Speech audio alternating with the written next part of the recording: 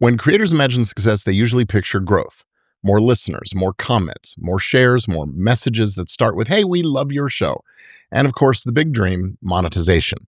But what they don't picture is how quickly success changes the lay of the land, shakes it beneath their feet. Because the moment things start working, the rules change, not in a dramatic headline grabbing way, but quietly. And this episode is about helping you stay confident, calm, and in control when those moments arrive.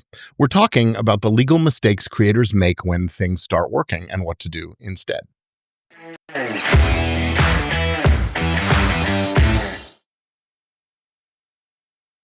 Welcome back to Legit Podcast Pro. I'm Gordon Firemark, the podcast lawyer. Now, last week we talked about choosing to build like an owner.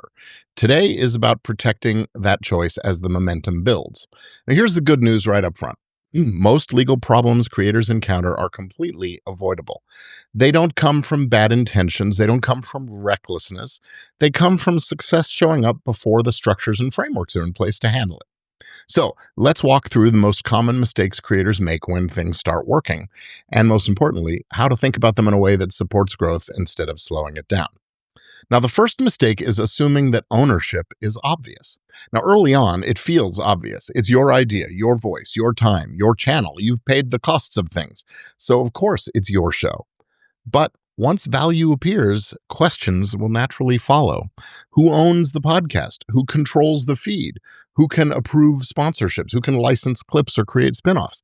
If you have a co-host, co-producer, editor, creative partner of any kind, then and nothing is written down, if you don't have clear, unambiguous contracts, then ownership isn't clear. It's undefined.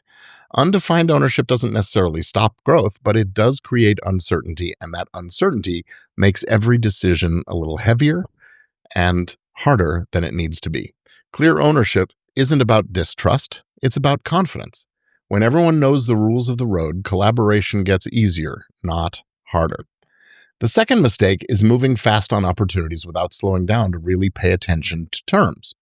When momentum hits, everything feels exciting, of course. Brands reach out, partners show interest, doors open, and creators often feel a quiet pressure not to mess it up. So they move quickly. They focus on the headline, the feed, the logo, the validation. But the long-term impact of a deal lives in the details. Usage rights, exclusivity, approval controls, payment timing.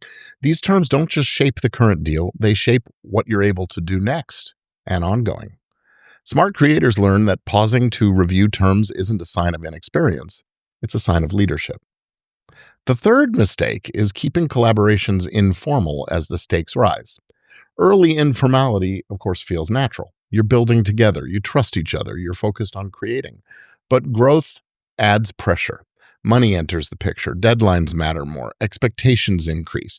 And without clear agreements, small misunderstandings start to feel personal. Clear agreements don't damage relationships, they protect them. They create shared expectations before the stresses show up. Like good fences make good neighbors, good contracts make good business relationships. Now, the fourth mistake is relying on platforms for protection. Platforms are powerful tools. They help you reach people, they help you grow, but they are not your partners. Heck, they're not even your friends. Their job is to protect themselves first.